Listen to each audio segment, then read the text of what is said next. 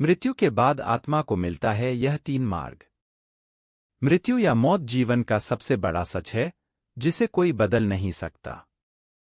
जिसने इस संसार में जन्म लिया है, उसकी मृत्यु भी निश्चित है।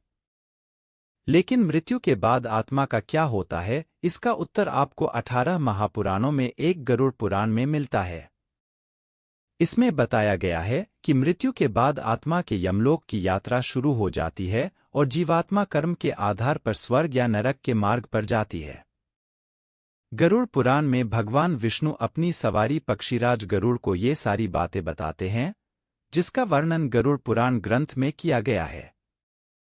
मृत्यु के बाद आत्मा किन जगहों से गुजरती है?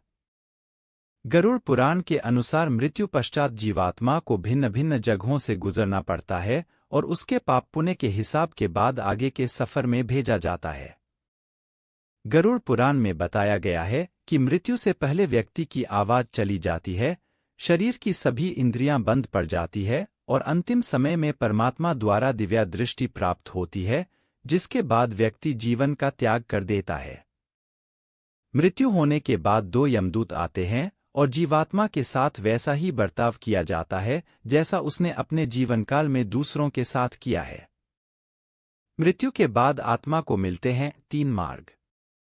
अर्ची मार्ग, यह वह मार्ग होता है जो देवलोक और ब्रह्मालोक के लिए होता है। गरुड़ पुराण में इसे सर्वोच्च मार्ग बताया गया है। ऐसा व्यक्ति जो अपने जीवन में कोई बुरा कार्य नहीं करता और सदैव पुण्य कर्म करता है, उसे ही इस मार्ग की प्राप्ति होती है। धूम मार्ग, इस मार्ग में पितृलोक की यात्रा करनी पड़ती है। उत्पत्ति विनाश मार्ग, यह मार्ग नरक की यात्रा के लिए होता है। गरुड़ पुराण में इसे सबसे बुरा मार्ग बताया गया है। इसमें जीवात्मा को वैतरणी नदी का सामना करना होता है।